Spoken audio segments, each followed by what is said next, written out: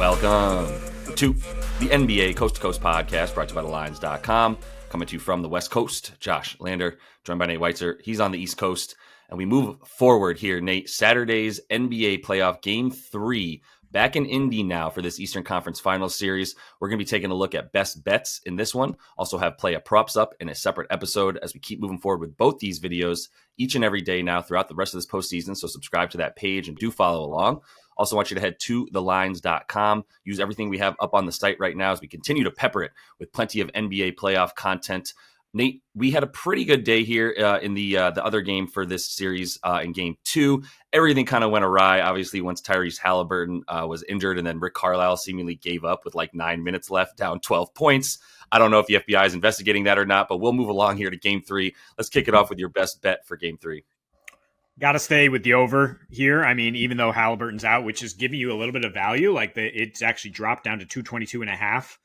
And I don't think the Pacers are going to change the way they play at all. I mean, we know they only have one recipe, only one speed, and now going back home, I mean, they still were pushing, down to the final whistle. I know because we had that fourth quarter under that was not happening because it's just like these non-competitive and ones back and forth, and that could be a situation if Boston does come out and step on their neck, right? But I don't know if you can expect Boston to have that killer instinct, first of all, based on what we've seen from this team recently. And I don't know if you can expect Indy to just have that, like, the wind out of their sails completely because of Halliburton, who was not the same guy. Like, he was starting to really ramp up in the playoffs, but he was not the same guy he was early in the season when he was like a 15 assist, 0 turnover guy, the true engine behind this team, just like absolutely exploding. Like, he was definitely a useful player. And I'm talking about in the past tense as if he's deceased. He might go out there and play on a bad wheel and hurt them that way. And I mean, he probably does, honestly. And we're talking about like limited minutes and limited production from Halliburton. But I still trust this second unit to like keep the foot on the gas, right? I trust the Pacers to play the way they played with pace and space, averaging about 120 at home and have not lost yet at home in these playoffs. Boston's elite road defense in this playoffs is against purely JV squads. So, I mean, take that with it what you will. I mean, I think Donovan Mitchell, far more important to the Cavs offense, Jimmy Butler, more important to the Heat offense than Halliburton is to this unit, which, like I'm saying, is like a cog. He is a cog in the machine, but it is still a machine. And so far, we've just seen no defense in the series, which is probably the most important point. Probably what I should have led with. Like the Pacers' defense is just an absolute sieve, and Boston can get whatever they want. 73% at the rim, 70% on 10 to 15. They're averaging 20 wide open 3-point attempts per game and giving up 21 wide open 3-point attempts per game. So yeah, there's plenty of opportunities for stuff to go down here. These indie role players have shot so much better at home, as you would expect. And I mean, Halliburton was just not a super help in spacing because he wasn't attacking the rim, right? So they should still be able to get some things going. Like I was saying, Indy did go over 63% after a loss in the season, 67% as home dogs. Boston also went over more often after a win. And maybe they are, having that game 2 lapse, pushing it back to game 3 now that they got their blowout in game 2. Yeah, I suppose it's got to come at some point because I don't think any team is hampered by human nature more than the Boston Celtics, who for some reason still continue to just, I don't know. I'm not going to get into the psychology of it. I'll just say they seem to buy into the hype that they like. Maybe they're watching SportsCenter. Let's put it that way. I think the Celtics players watch SportsCenter, and that gets in their head in the wrong way because just when you think it's time for them to just step on their neck, they pull their foot off of the neck for some reason and sort of get jujitsu'd back. But I do think this is an over. I think anytime I'm getting now 220, as long as these Pacers are in the playoffs, just throw out the normal, right? Like they just played the highest scoring game in the history of a conference finals in game 1. And granted, that was helped with like 27 points in OT, but there were plenty of other OT games in the conference finals as well in the history of this league. And none of them made it to 261. So I still think it's a pretty nominal feat there.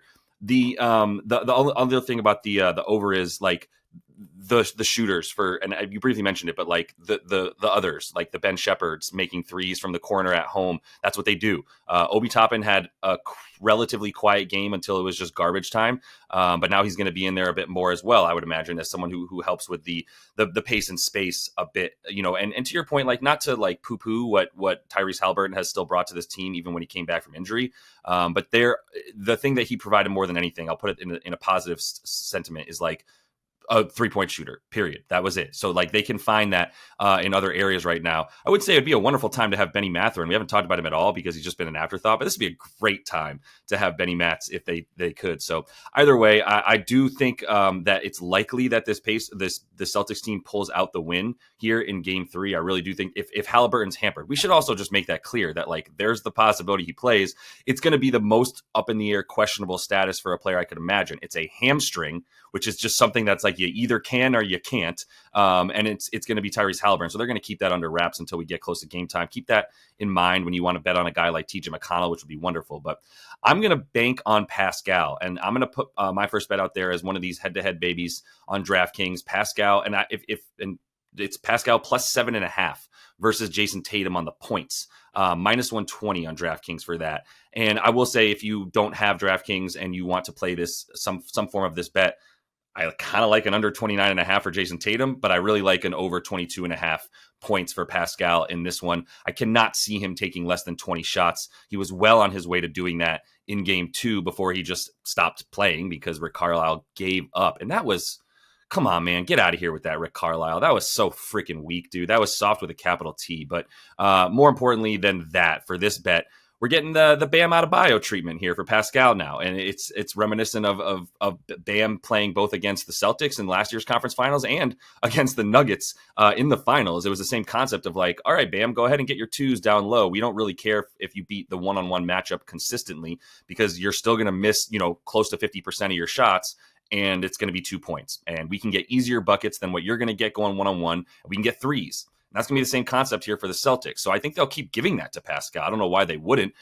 23 of 36 from 2 in the first 2 games, 11 for 15 in game 2 from those twos. Those were silky. And he was on it, man. If you keep leaving him and allowing him to shoot from 12 feet in, then by all means, he's going to take that and he's going to make that.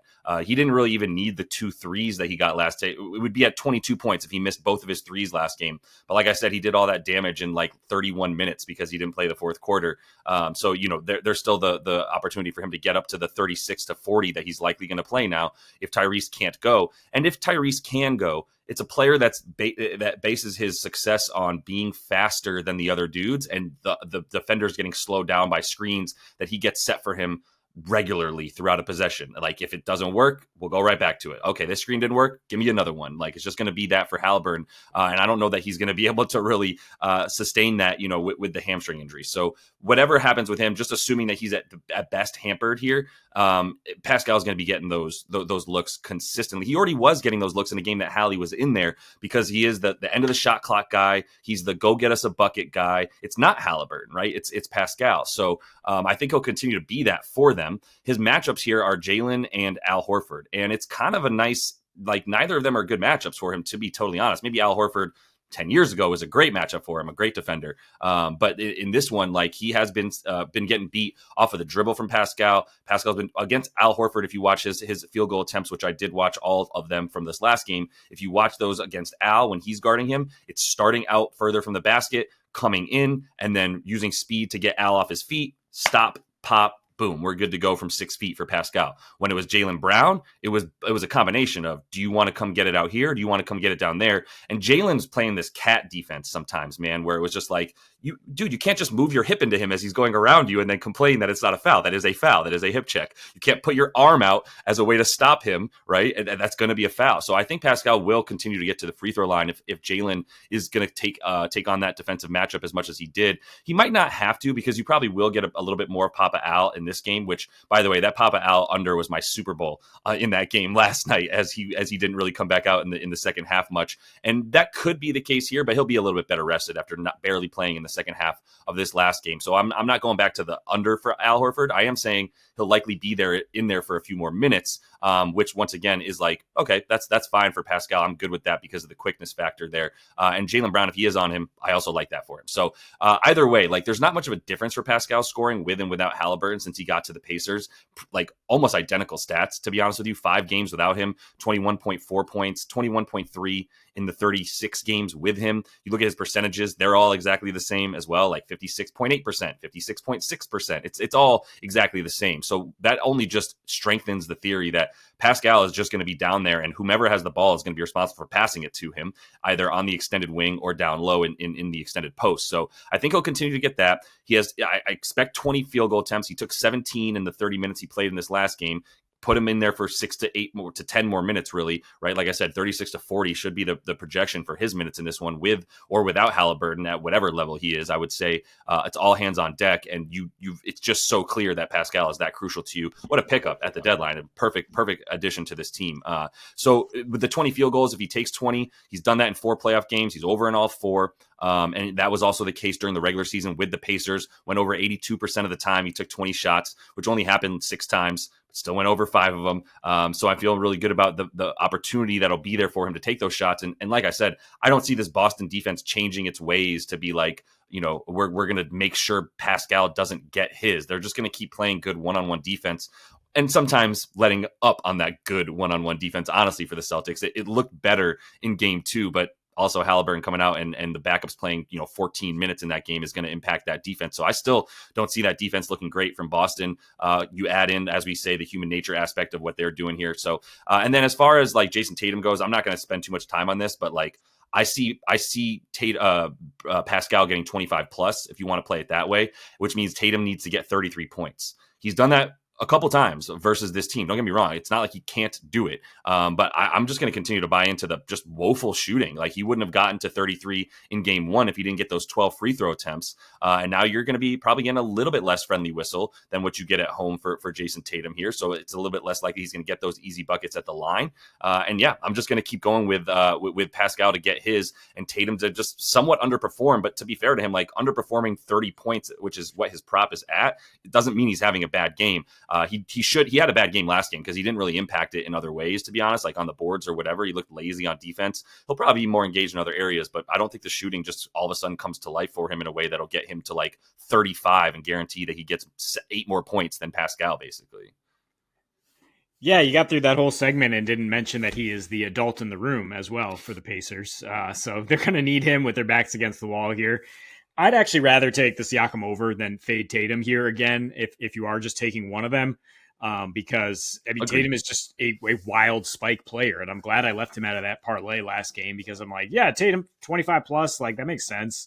But no, he's like an 18 or 32 guy, like at times in the playoffs. Like last year, there was like 50 and then 18 in game 6 and 7, and as the series wear along. But it might be a your game, my game situation where Jaylen had that game, he did. And then Tatum comes back and leads them in scoring. But look, I'm taking about the same bet here for bet 2, which is more points. But the Pacers in the first half is only at 55.5. And we talked about how fast they come out. Now they're going to be desperate at home and coming out fast. And that's why they've averaged 64 a game in these playoffs, and even averaged 64 their last 6 in the regular season without Halliburton. It's pretty relevant there. It happened to coincide right with when they got Pascal Siakam in the lineup. And the one they were pretty close to 70 in most of those games. And the one they underperformed completely, they didn't have TJ McConnell either. So now they have the engine to keep them going. They have Nembhard playing really well.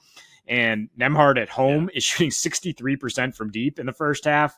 Obi Toppin, 50%. Miles Turner, 60%. Like they don't miss when they have this crowd. And that's why they've managed to score so much and go 6-0 at home. I don't know if they're going to hold on and continue that pace through the second half, but definitely trust them to have a pretty good start here. I talked about the Boston lapse and the human nature to be like, oh, well, they don't have their guy. We're up 2-0. I mean, how motivated are they really going to be to have 10 days off if they sweep this team? that's actually too much days off. Maybe Joe Mazzulla was like, you know what, let's drop one. Let's get challenged. I'm excited when we get challenged, or so, something along those lines. I don't think that's actually their plan, but like we saw them lapse after blowouts in game one, and both those times Miami and Cleveland 58, 54 points, shooting better than 50% from the floor to be around this in the first half. And obviously Indy is a completely different style than those teams. So if Boston laps at all, I think Indy can easily get to 56 here.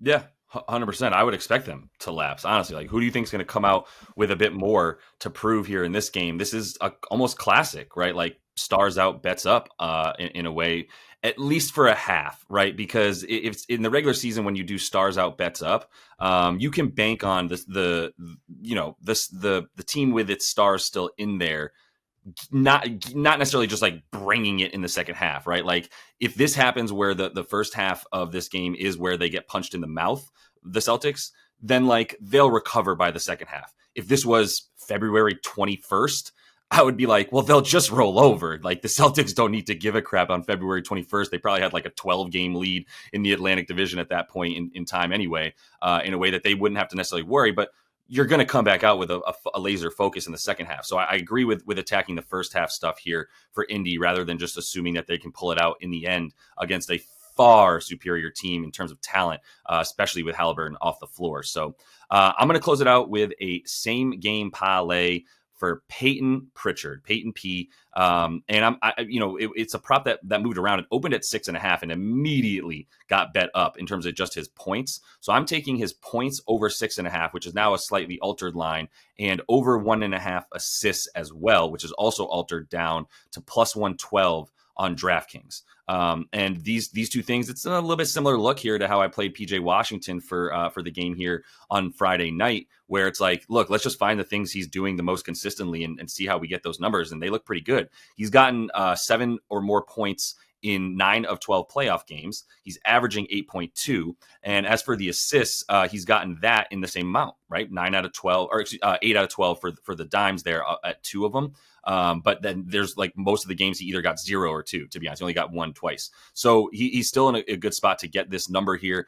I think the blowout potential is live. If you want to use that for Peyton Pritchard, that's fine. But so I'll just give you those numbers in the event that there is a blowout. This dude has gotten 7+ points in all 6 playoff games that they've won by 15. He's gotten 7+ in 6 of the 8 games that they won by 10. He's gotten 2+ assists in 6 of the 8 when they've won by 10.